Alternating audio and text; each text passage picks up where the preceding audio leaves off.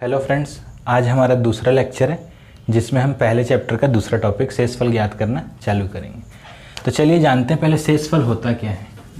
Example के तौर पे यदि मैं आपको बोलूं कि 7 को 3 से भाग देना है तो 3 दूनी 6, 7 से आप 6 घटाएंगे, बचा 1। यही है आपका रिमाइंडर या शेषफल। लेकिन यदि मैं आपको बोलूँ कि आप नेगेटिव रिमाइंडर निकालिए, तब आप क्या करेंगे? 7 को 3 से भाग दिए, यहाँ आपने 3 दूनी 6 किया था, यहाँ आप ज़बरदस्ती 3 तिया 9 कीजिए। 7 से जब आप 9 घटाएंगे तो बचेगा -2, और यही आपका क्या है? नेगेटिव रिमाइंडर या ऋणात्मक शेषफल है। इस चीज़ का आपको ज़रूरत क्यों पड़ने वाला है, ये आपको क्वेश्चंस में आगे पता चलेगा। ठीक है, एक और एग्जाम्पल देखिए। यदि आप 11 को 4 से भाग देते हैं तो 4 दूनी 8, 11 से 8 गया, 3 बच गया। अब आप 11 को वापस 4 से भाग दीजिए, 4 तिया 12, 11 में से 12 गया, बच गया -1। यहाँ आपका नेगेटिव रिमाइंडर क्या है? -1, और पॉजिटिव रिमाइंडर या एक्चुअल रिमाइंडर आपका 3 है। अब ये नेगेटिव रिमाइंडर का ज़रूरत आपको क्यों पड़ रहा है? यदि आपको प्रश्न में नेगेटिव रिमाइंडर पता हो, ज्ञात हो, तो उसके माध्यम से आप पॉजिटिव रिमाइंडर निकाल सकते हैं। कैसे? आप जब 7 से 3 को भाग दिए, आपको मिला नेगेटिव रिमाइंडर -2। आपने देखा आपको चाहिए पॉजिटिव, तो आप क्या करेंगे? सिंपली इस -2 में प्लस कर देंगे इस 3 को, क्या आ जाएगा? 1, जो कि आपका पॉजिटिव रिमाइंडर था। इस क्वेश्चन में देखते हैं, जब आपने 11 से 4 को भाग दिया तो आपका नेगेटिव रिमाइंडर क्या आया है? -1। अब जब आप इस -1 में 4 को जोड़ देंगे तो आपका आता है 3, जो कि आपका पॉजिटिव रिमाइंडर था। तो आपको नेगेटिव रिमाइंडर से पॉजिटिव रिमाइंडर निकालना यदि आता है तो आपको ये प्रश्न बहुत आसानी से बनने वाला है। चलिए आगे प्रैक्टिकल क्वेश्चंस में देखते हैं कि कैसे बनेगा। अब देखते हैं, आपको एक प्रश्न दिया है 27/26।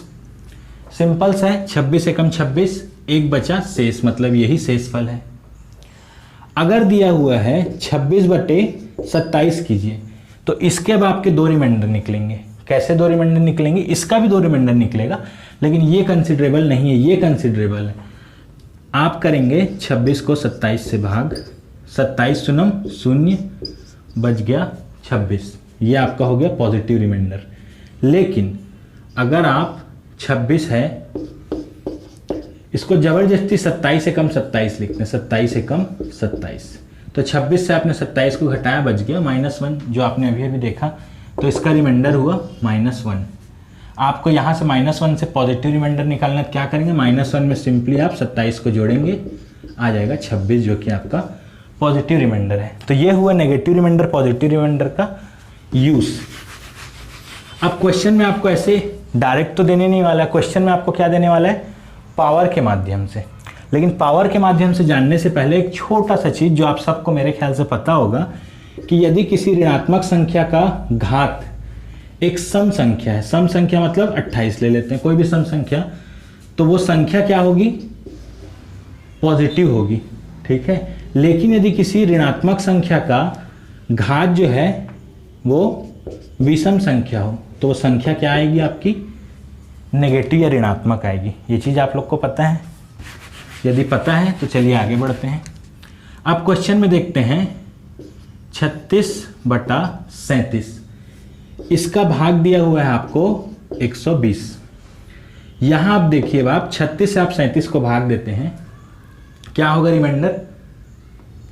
-1, लेकिन इसका घात दिया हुआ है 120। आपको पता है -1 का घात यदि कोई सम संख्या है तो संख्या क्या होगी? 1 ही होगी, इसीलिए यहाँ रिमाइंडर क्या आएगा? 1 ही आएगा। लेकिन अगर 36/37 और यहाँ इसका घात दिया हुआ है 121, तो 36 से आप 37 को भाग देते हैं तो क्या होगा? -1 का पावर 121, यहाँ बटे में 37 था, यहाँ बटे में 37 है। अब -1 का पावर कोई विषम संख्या है, तो ये उत्तर क्या आएगा? -1/37। अब यहाँ आप देख रहे हैं कि रिमाइंडर आपका क्या आया है? नेगेटिव आया है। शेषफल क्या है? ऋणात्मक आया है। और आप फाइनल आंसर में ऋणात्मक कभी भी नहीं लिखेंगे, या फिर ऑप्शंस में आपको ये देखने नहीं मिलेगा। तो आपको जो मैंने सबसे पहला कॉन्सेप्ट बताया, आप -1 में सीधा सीधा इस 37 को जोड़ दीजिए, तो ये क्या हो गया आपका 36। ये है आपका एक्चुअल आंसर। ठीक है, चलिए आगे बढ़ते हैं। अब आपको एक प्रश्न दिया हुआ है 84 का घात 128 बटे में 85 प्लस 45, ये आपको निकालना है। 84 बटे 85 क्या होगा, -1 का घात 128 प्लस 45 बटे 85। -1 का घात, -1 पावर में क्या है, सम संख्या है, तो ये क्या होगा 1 ही होगा, प्लस 45 बटा 85 क्या हो गया 45 प्लस 1 46 बटे में 85। यहाँ आप देख रहे हैं एक बार भी नहीं जा रहा है, मतलब शेषफल आपका 46 आ गया। सेम इसी क्वेश्चन को अब आप देखिए माइनस लगा के, कैसे मैं बताता हूँ। ये प्लस की जगह आप लिख दीजिए माइनस। 84 का घात 128 माइनस 45, इसे कैसे सॉल्व करेंगे। 84 से आप 85 को भाग दे रहे हैं, तो ये क्या होगा -1 का घात 128 माइनस में 45 बटे 85। अब देखिए -1 का घात सम संख्या, ये क्या हो गया 1 माइनस 45 बटे में 85। 1 माइनस 45 हो गया आपका -44 बटा 85, मतलब शेषफल आ गया आपका -44। लेकिन आप फाइनल आंसर में -44 नहीं लिख सकते हैं, तो आप क्या करेंगे, यहाँ इसको पॉजिटिव रिमाइंडर लिखेंगे। इसका मतलब आप इसमें सीधा सीधा 85 को जोड़ेंगे और 85 में -44 गया तो क्या बच जाएगा आपका 41। तो ये हो गया आपका पॉजिटिव शेषफल। अब चलिए अगले क्वेश्चन में आते हैं, इसी के टाइप्स में। अब देखिए, यदि अभी तक आपने जो क्वेश्चन लिखा उसमें भाजक और भाज्य दोनों के बीच जो अंतर है उसमें एक का ही अधिक है या एक से कम है, जैसे कि 28, 27, 25, 24। लेकिन मान लीजिए आपको क्वेश्चन ऐसे दिया हुआ है 40 का घात 127 बटे 13 प्लस 3, इसे सॉल्व करना है। तो आप देख रहे हैं यहाँ पे 40 और 13 में ज़्यादा अंतर है, ऐसे ही क्वेश्चन आते हैं। तो इसमें आपको क्या देखना है, इस संख्या के सबसे करीब जो 13 का गुणनखंड हो, ठीक है, कोई फैक्टर होना चाहिए। तो आपको पता है 13 तिया क्या होता है 39, तो इसको 39 प्लस 1 लिख लीजिए और ये 127 कर लीजिए और बाकी इस तरीके से। ये हालांकि आपको लिखने की ज़रूरत नहीं है, लेकिन समझाने की दृष्टि से मैं आपको लिख के बता रहा हूँ। तो 13 तिया 39 होता है, बच गया क्या 1 का घात 127 प्लस 3 बटा 13। अब यहाँ ये पॉजिटिव नंबर है तो इसमें कोई सम विषम वाला बात ही नहीं है। ये हो गया आपका 1 का घात 127 1 हो गया प्लस 3 बटा 13 मतलब 4 बटे 13, और 4 बटे 13 मतलब शेषफल 4 आया। क्लियर है। एक और ऐसे ही क्वेश्चन देखते हैं। आपको दिया हुआ है क्या 52 का घात 124 माइनस 8 22 में 17, ठीक है।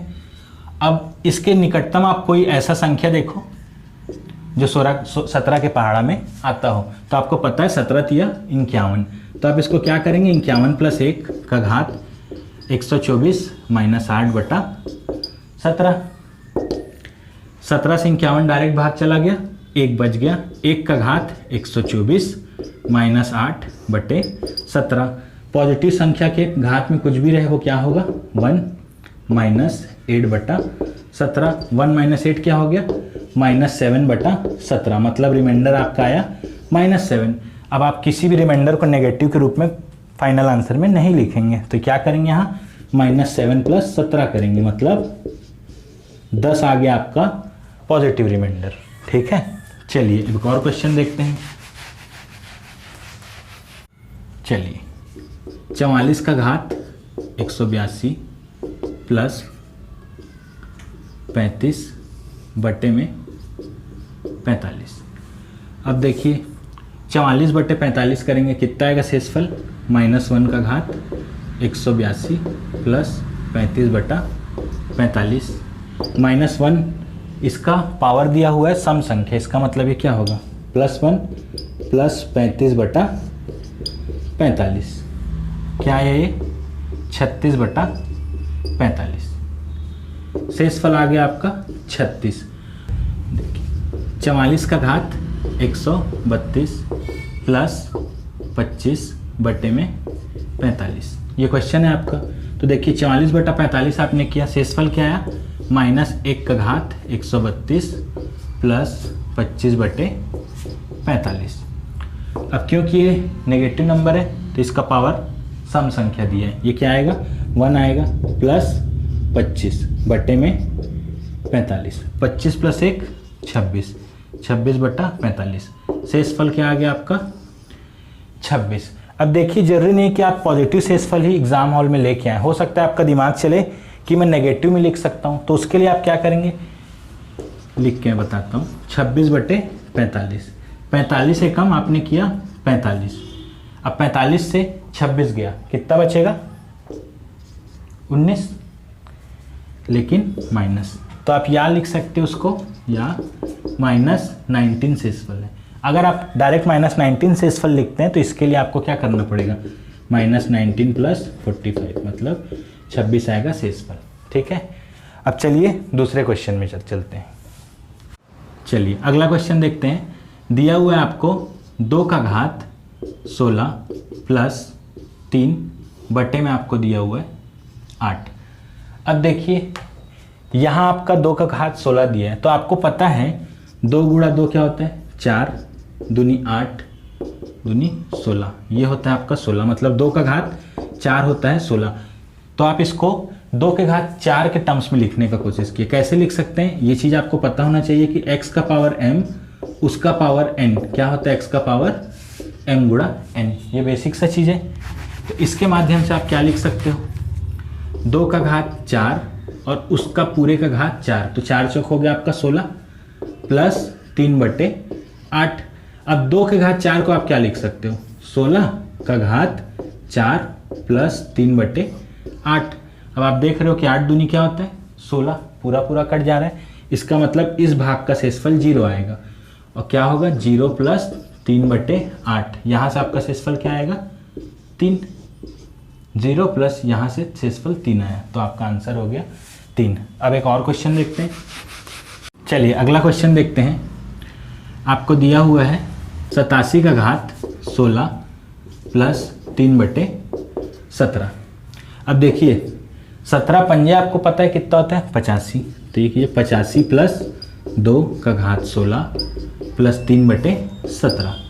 अब इससे पहले के प्रश्नों में आप देख रहे थे कि संख्या के साथ 1 + या 1 ज़्यादा हो, लेकिन यदि ऐसा स्थिति बन ही नहीं रहा है तो आप क्या करेंगे वो छोटा से छोटा संख्या लेने का प्रयास करेंगे, जिससे आपको उसका पावर कैलकुलेट करने में इजी पड़े। जैसे आप 5 ले लिए, 10 ले लिए, मतलब 5 ले लिए, 9 ले लिए, तो उसमें कठिनाई पड़ेगा। वैसे इससे ज़्यादा का क्वेश्चन आपको देखने को मिलेगा भी नहीं जिसमें 2 आ जाए। ठीक है, तो यहाँ क्या है 85 से 17 पूरा पूरा चला गया, बच गया कौन सा 2 का घात 16 + 3/17। अब 2 का घात क्या करूं कि जो 17 के करीब आ जाए, तो क्या देखते हैं आप 2 का घात 4 होता है 16, तो 2 का घात 4 आपने लिखा और पूरे का घात लिख दिया 4, ताकि 4 चौक 16 है ना, + 3/17। 2 के घात 4 को आपने लिख दिया 16 का घात 4 + 3/17। अब वापस से आपका पुराने फॉर्म में आ गया, ये 16/17 क्या होगा -1 का पावर 4 + 3/17। ऋणात्मक संख्या जिसका घात क्या है सम संख्या है, तो ये हो गया 1, 1 + 3 क्या हो गया 4, 4/17, मतलब शेषफल आपका आ गया 4। तो आपको ऐसे सॉल्व करना है। ठीक है, चलिए